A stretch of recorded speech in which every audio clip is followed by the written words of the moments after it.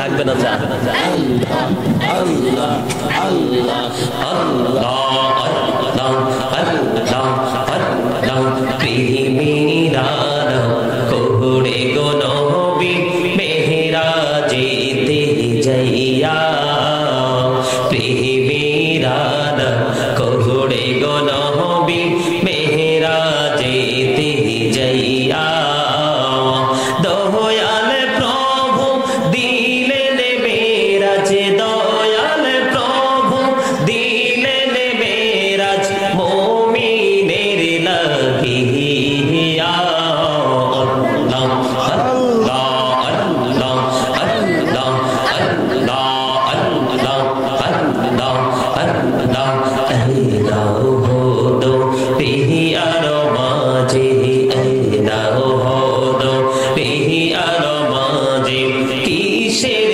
করো খেলা পিছের দিকে চাইয়া দেখো পিছের দিকে চাইয়া দেখো ডুবে যাই তোর বেলা রে আল্লাহ আল্লাহ আল্লাহ আল্লাহ আল্লাহ আল্লাহ আল্লাহ আল্লাহ আল্লাহ আল্লাহ আল্লাহ আল্লাহ আল্লাহ আল্লাহ আল্লাহ বলিয়া ডাকে রে বান্দা প্রাণে বড়িয়া ডাকে হাইরে প্রাণে বড়িয়া ডাকে রে বান্দা প্রাণে বড়িয়া ডাক হাইরে প্রাণ বড়িয়া ডাকিলে রে বান্দা প্রাণে বড়িয়া ডাকিলে রে বান্দা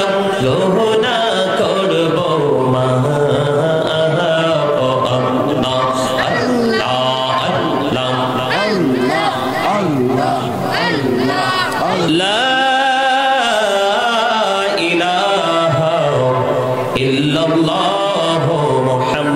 রাসূলুল্লাহ সাল্লাল্লাহু আলাইহি ওয়াসাল্লাম। সম্মানিত উপস্থিত ওলামায়ে কেরাম, দাড়ি পাকা আমার মুরব্বী বাবারা, যুবক ভাইয়েরা, পর্দানিশী আমার মা বোনেরা, বিশেষ করে আজকে যারা আমার আজকে মাহফিলের আয়োজন করেছেন, যারা আমার মাইকের আওয়াজ শুনতে পাচ্ছেন, সকলের প্রতি আমার আন্তরিক সালাম। আসসালামু আলাইকুম ওয়া রাহমাতুল্লাহি ওয়া বারাকাতুহু। সম্মানিত উপস্থিতি, আজকের মাহফিল থেকে কিছু নিয়ে যেতে হলে সবাইকে আগে কৃপণতা মুক্ত হতে হবে। কি কৃপণতা? কৃপণ কাকে বলে বুঝেন তো? এই তো কিপটামি যারা করেন, মূল মাওলানা মুহাম্মদ ওয়া আলা আলি সাইয়্যিদিনা মাওলানা মুহাম্মদ আল্লাহুম্মা সাইয়্যিদিনা মাওলানা মুহাম্মদ ওয়া আলা আলি সাইয়্যিদিনা মাওলানা মুহাম্মদ উড়ি ঝরে রাতের হাওয়া যাওরে সোনার মদিনা, এই মজলিসের সালাম খানি পৌঁছে দিও নবীজির পাকের আওয়াজায়। আল্লাহুম্মা মুহাব্বতে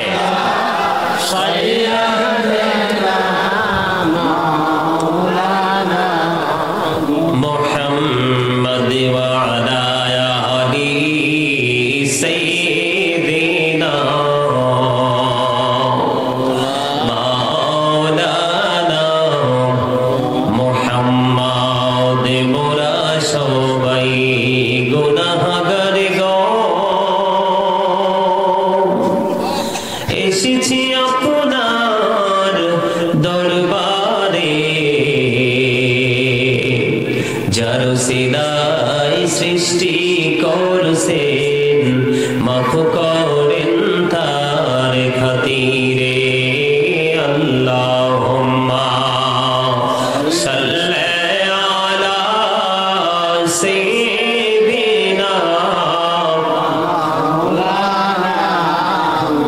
মুহাব্বতে দেওয়া আলা আলি সাইয়্যিদিনা মাওলানা মুহাম্মদ। তো ভান করা কিসের মতো? মানে দেখেও দেখে না, বুঝেও বুঝে না, ঠিক কিনা বলেন? এড়িয়ে যাওয়ার মতো ভান, এটা কি বলে? যেমন একটা এক্সাম্পল যদি দেই, আপনার দুই বন্ধু চায়ের দোকানে বসে আছে। কোথায়? চা দোকানে বসে আছে। আপনার চা খেতে মন চেয়েছে, কিন্তু আপনি ওদিকে যাচ্ছেন না, দুই বন্ধু আছে ওখানে। আপনি একটা খেতে পারবেন না, আর দুইটা খাওয়াতে হবে, সেজন্য আপনি দুই বন্ধুকে দেখেও না দেখার ভান করে এড়িয়ে চলে গেলেন। এটা একটা কৃপণতা ভাব, ঠিক কিনা বলেন? ঠিক তেমনি তেমনি এখানে আমরা যারা উপস্থিত হয়েছি দরুদ জিকির এগুলো আমাদেরকে একটু প্রাণ খুলে করতে হবে। এখানে এড়িয়ে চলার মতো কোনো সুযোগ নেই, কারণ কৃপণকে আল্লাহ দেখতে পারে না, কৃপণতা আল্লাহ পছন্দ করে না। আরেকটা জায়গা থেকে আমাদেরকে মুক্ত হতে হবে, সেটা হলো অহংকার। কি অহংকার? আল্লাহর কুদরতি গায়ের চাদর। অহংকার মুক্ত হতে না পারলে দেখবেন আগুন সবকিছুকে ফুরিয়ে ছাই করে দেয়, নিঃস্ব করে দেয়, নিশ্চিহ্ন করে দেয়। ঠিক তেমনি ভাবে অহংকার মানুষের জীবনের সকল আমলকে ধ্বংস করে দেয়। কথা কি বুঝতে পারছেন আমার? আরো জোরে বলেন। সবাই কথা বলতে হবে তো। এই আলোচনা শুনতে হলে কিছু কন্ডিশন মানতে হবে। ফার্স্ট কন্ডিশন হলো স্টপ ইউর মাউথ এভরিবডি, সকলের জবানকে বন্ধ রাখতে হবে। সেকেন্ড কন্ডিশন হচ্ছে you listening my lecture very attentively, আমার কথা সবাই মন দিয়ে শুনতে হবে। থার্ড কন্ডিশন হচ্ছে আপনারা যদি মনে করেন যে আমাদের কাছে কথাগুলো গ্রহণযোগ্য নয়, ডোন্ট অ্যাকসেপ্টেবল, আমি আপনাদেরকে বলবো I say go to your seat, আপনি আপনার বাসায় চলে যান। মাহফিল এটা জান্নাতের বাগান, এখানে আসলে গুনাহ ঝরে যায়, মানুষ পবিত্র হয়। এখানে আসার পরে দুনিয়ার কোনো চিন্তা ভাবনা, দুনিয়ার কোনো কথাবার্তা চলতে পারে না। সবার মনোযোগ থাকতে হবে অন্যরকম। সম্মানিত উপস্থিতি, দুরূদ পড়লাম, ভালো করে দুরূদ পড়েননি। জিকির করলাম, ভালো করে জিকির সবাই করেননি। অনেকেই অহংকার নিয়ে বসে আছেন। আল্লাহ ডাজন্ট লাইক দ্য প্রাউড, আল্লাহ অহংকারীকে পছন্দ করে না। আল্লাহ অহংকারীকে কি করে না? পছন্দ করেন না। বলেছে কে? আল্লাহ।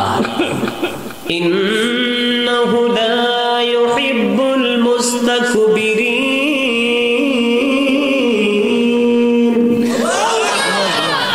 হইছে না? লবণ না দিলে খাবার খাইতে পারবেন? কেন? মজা লাগতো না, স্বাদ লাগতো না।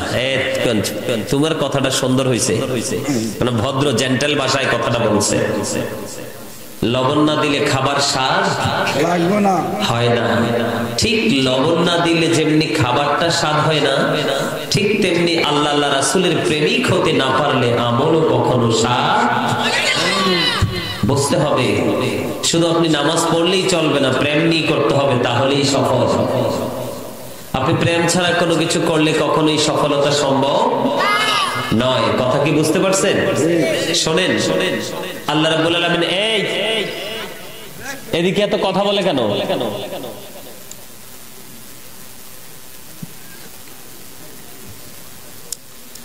সম্মানিত উপস্থিতি, আল্লাহ রাব্বুল আলামিন আমাদেরকে বোট খাওয়ার জন্য, বাদাম খাওয়ার জন্য, চা দোকানে, সমুনিতে, বাজারে, শপিং মলে দাঁড়িয়ে দাঁড়িয়ে বসে বসে অপ্রাসঙ্গিক অগ্রহণযোগ্য কথা বলার জন্য আল্লাহ রাব্বুল আলামিন আমাদেরকে জবান দেয়নি। জবান দিয়েছে আল্লাহ রাব্বুল আলামিন কেন জানেন? জবান দিয়েছে আল্লাহ রাব্বুল আলামিন বলেছেন ফাযকুরুনি আযকুরুকুম।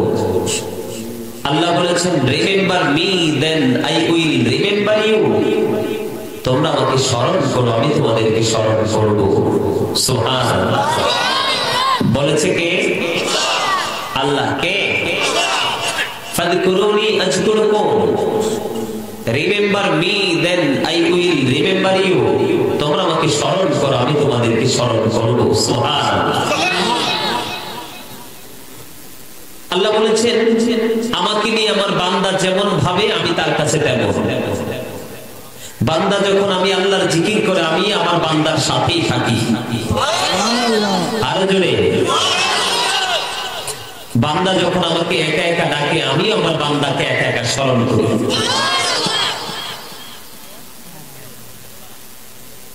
বান্দা যখন কোন জলসায়, কোন মজলিসে আমাকে স্মরণ করে, তার চাইতে উত্তম জলসায় আমি আমার বান্দাকে স্মরণ করি। আল্লাহ ওয়াজ করতেছে কে? খবর জানাই দিছে কে? আল্লাহ হাবিব, আপনার আমার নবী, দু জাহানের বাদশা সরকার মদিনা, ইমামুল মুরসালিন, রাহমাতাল লিল, যাকে আল্লাহ নিজেই নাম রেখেছেন হাবিবুল্লাহ।